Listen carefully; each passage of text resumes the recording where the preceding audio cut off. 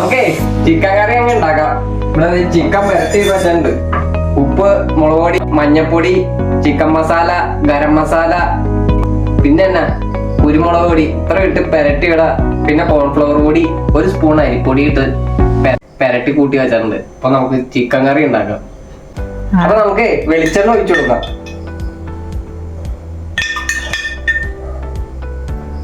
രണ്ട് തവി വെളിച്ചെണ്ണ അങ്ങോട്ട് ഒഴിച്ചിട്ടുണ്ട്. ഇന്നെങ്ങനെ താടി കൊള്ളുന്നില്ലേ, ഭംഗി വെച്ചില്ലേ? ഈ പഞ്ചായത്തിൽ ഞാൻ മാത്രമേ ഗ്ലാമർ ഉള്ളതാന്ന് എന്റെ വിചാരം. അപ്പൊ നമുക്ക് ഇഞ്ചി ഇട്ട് കൊടുക്കാം.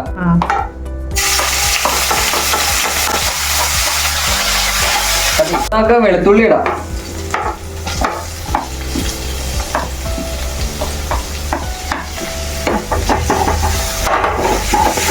ഉള്ളി ഇഞ്ചിയൊക്കെ ആവശ്യത്തിന് ഇട്ടോളാം, അല്ലെങ്കിൽ വയറൊക്കെ പറഞ്ഞ കംപ്ലൈന്റ് കൊണ്ടാറുടെ ഇഞ്ചി.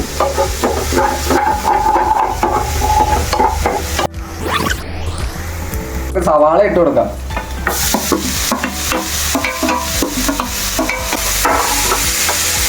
ഉപ്പിട്ട് കൊടുക്കാം.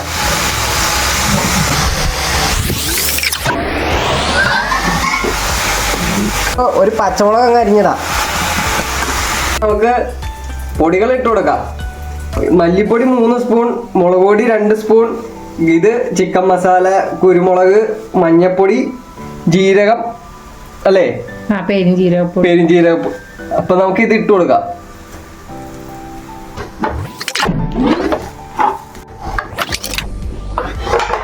അപ്പൊ നമുക്ക് തക്കാളി ഇട്ട് കൊടുക്കാം.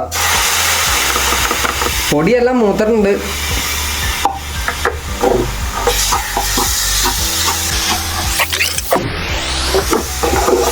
അപ്പൊ അതേ മസാലയൊക്കെ മൂത്തിട്ടുണ്ട്, തക്കാളിയൊക്കെ വെന്തിട്ടുണ്ട്. അപ്പൊ നമുക്ക് ചിക്കൻ ഇട്ട് കൊടുക്കാം.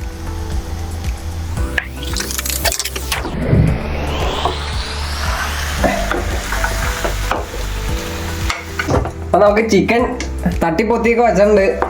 അപ്പൊ ഇനി ഇത് അടച്ചു വെച്ച് അങ്ങ് വേവിക്കാം.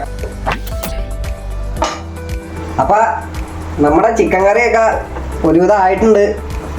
ഒന്ന് ഇളക്കിയൊക്കെ ഇട്ട് കൊടുത്താട്ടാ.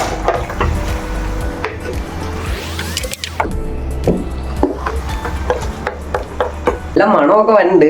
ഇത് മണത്ത് നോക്കിക്കഴിഞ്ഞാൽ എൻ്റെ തല ചട്ടിയിലിരിക്കും. അതുകൊണ്ടാണ് ഞാൻ മണത്ത് നോക്കാത്തത്. ഞാൻ ആദ്യമായിട്ടാണ് ചിക്കൻ കറി ഇത്ര നല്ലോണം വെക്കണത്. അപ്പോൾ ഇത്ര നന്നായിട്ട് കിട്ടിയതിന് ഞാൻ ദൈവത്തോട് നന്ദി പറയുന്നു. അപ്പോൾ നമ്മുടെ ചിക്കൻ കറി റെഡി ആയിട്ടുണ്ട്. സിമ്പിളാണ്, പവർഫുള്ളാണ്, എല്ലാവർക്കും ഉണ്ടാക്കാൻ പറ്റിയതാണ്. പ്രത്യേകിച്ച് അറിയാനൊന്നുമില്ല. കുറച്ച് സവാള, തക്കാളി, പിന്നെ പൊടികളൊക്കെ ആവശ്യത്തിന് ഇട്ടില്ലെങ്കിൽ അന്തപതാവതൊക്കെ പുകഞ്ഞിരിക്കും. അപ്പൊ എല്ലാ ആവശ്യത്തിനും സൂക്ഷ്യം കണ്ടൊക്കെ ഇടുക. ആവശ്യത്തിന് പച്ചമുളക് ഇടുക. ഇന്നത്തെ ചൂടാണ്, ചൂട് കാലാവസ്ഥയാണ്. ഉള്ളും കൂടി എരിഞ്ഞു കഴിഞ്ഞാൽ പിന്നെ പറയണ്ടല്ലോ. അപ്പൊ എല്ലാവർക്കും നല്ലൊരു ശുഭദിനം നേർന്നുകൊണ്ട് ഞാനിവിടെ എൻ്റെ വീഡിയോസ് ബൈ ബൈ.